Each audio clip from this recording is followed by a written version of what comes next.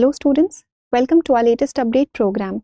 My name is Saloni Nandkyolir and in this session we are going to discuss the Global Energy Leaders Summit of 2025. So the first edition of this one-of-a-kind summit is being organized by the government of Odisha. So the government of Odisha is going to host this summit in Puri from December 5 to 7 and this will be hosted in collaboration with the Tony Blair Institute for Global Change and IIT Kanpur. And what is the theme for the summit? So it is Powering India, Sufficiency, Balance and Innovation. We have identified three core areas that are to be discussed in this summit, which are sufficiency, balance and innovation. Now, why is this summit important? Why is the Global Energy Leaders Summit important? So this summit is important because it's first of a kind summit because this is state-led. I just told you that this summit is being organized by the government of Odisha, not the central government, but the government of Odisha. This means that now the states also are coming forward and showcasing these leadership qualities.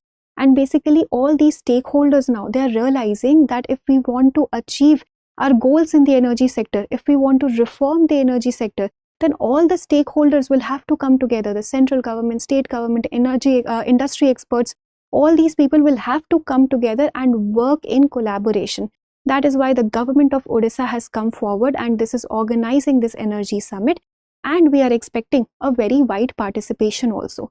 Wide participation from our union and state ministers of energy, from industry experts, from researchers, from policymakers.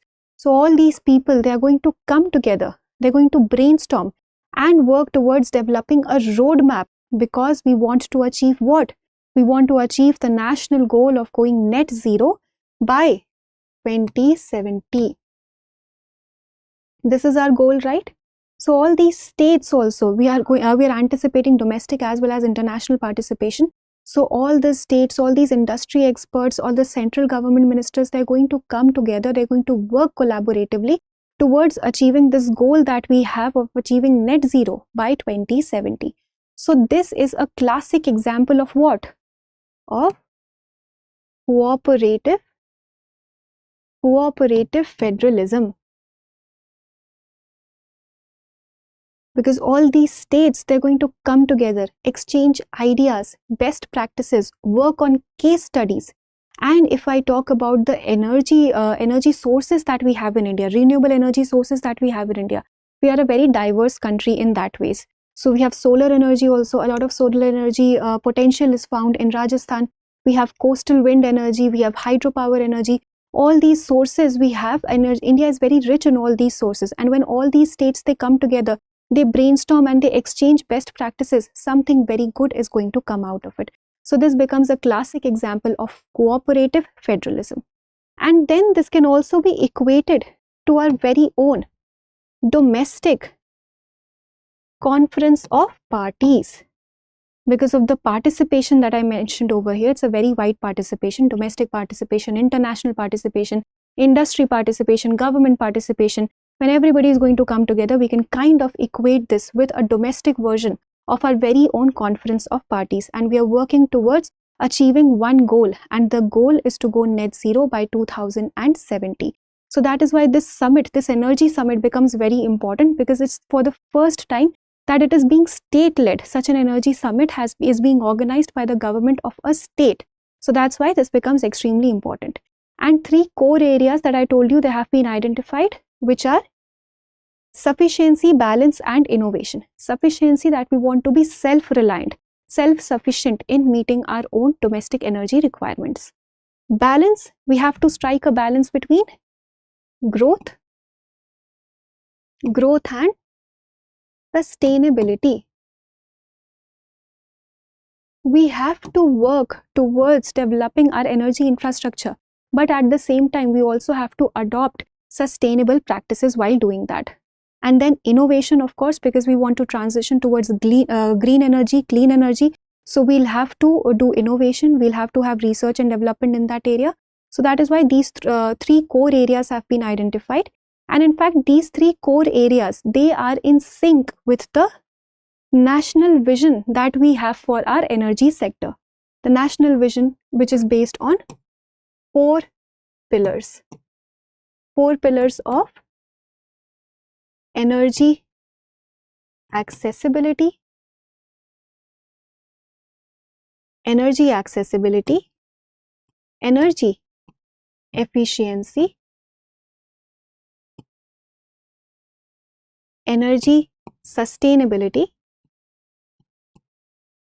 and lastly, energy security. So we have 4 pillars on which our national energy sector reforms they lie, which are energy accessibility, energy efficiency, energy sustainability, and energy security. And the 3 core areas that we have identified for discussion in the summit are in sync with these 4 pillars. If I talk about these 4 pillars over here, then accessibility is that we need to have affordable, accessible energy for everybody. Every individual, every household needs to have access to affordable energy requirements, affordable energy, electricity, clean fuel, etc. Energy efficiency, we want to maximize our output over here. We want to get more output out of lesser input. So we want to maximize our energy efficiency. Then energy sustainability. So while achieving our energy sector requirements, we want to be sustainable in our practices so that the future generation can also benefit out of it. So we want to adopt measures that are going to cut our carbon emissions. So we'll be moving towards green energy, green hydrogen, green fuel, clean energy, renewable energy, electric vehicles, etc. Then we have energy security. This basically means that we need to be self-reliant, self-sustainable, self-sufficient in meeting our own energy requirements. There has to be an uninterrupted energy supply in a country, even if there is a global supply chain disruption. So these are the 4 key pillars on which our national energy sector reforms are built. And the 3 areas that we have identified, they are in sync with the national vision also. And the goal here is to work towards achieving this national dream itself, so that all the states come together, energy experts come together, and they work in collaboration. If I talk about Odisha over here, then in fact Odisha was one of the first states who worked towards adapting the energy sector reforms in the early 1990s. So right now also Odisha is showing this leadership skill over here, that it is becoming the first state which is going to organize such an energy summit. So definitely it is a commendable step by the government of Odisha. Now let us see what outcomes are expected out of this summit, and then we'll cover those also once that happens. Now let us practice a question for prelims.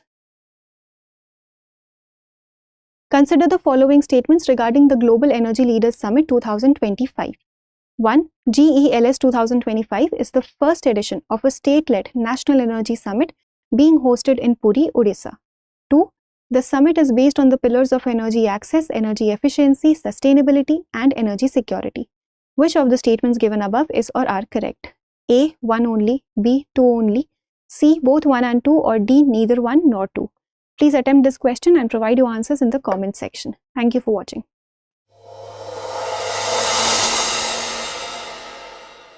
For more informative content, like, share and subscribe, and do not forget to press the bell icon to get the notifications.